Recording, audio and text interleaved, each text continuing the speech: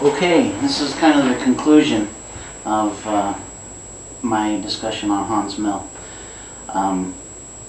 It's not if the Mormons are going to return to Missouri, but when. We need to realize that we're going to have opposition because of the past and because of what's happening now. With the beginnings of a migration, there are problems occurring that are very similar to the problems of the past. This will be the largest, probably the largest migration of people since the inception of the United States of America, which will be to Missouri very shortly.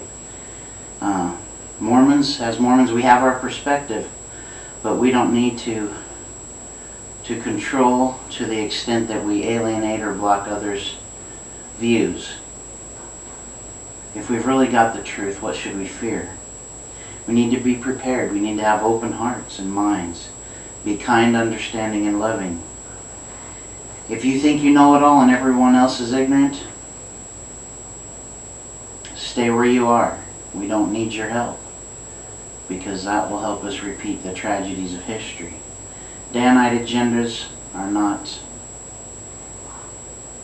desired, from my opinion. We need to be respectful of others. And in conclusion of this little segment, if Missouri society is to be mixed, Mormon and non-Mormon, we need to find a fair and equitable way that government can operate, where everyone feels safe, secure, and protected. There are challenges, and there are those detractors and people that will stand up and rise and be obstacles. We need as little of that as possible.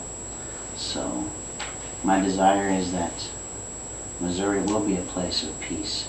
I'm interested in working with the people who have these qualities and these traits, but there are those, many, who don't possess those traits. And for me, that's where I see that sadness comes and problems arise. The church has purchased land through third parties. This does not promote trust. The counter argument to that is that the land values would escalate to very, very exorbitant prices if it were to be acknowledged. As I understand it, about 29,000 acres have been purchased from the Mormon Church from third parties in this area. That's a lot of property, and that's just the beginning. And that doesn't entail the properties purchased by members of the church. Now, this is going to be a great thing. The problem is that I grew up here in my whole life, and the challenges that I've seen are hurtful. They create problems, and that's what we don't need. So hopefully we can work through this and have good lives.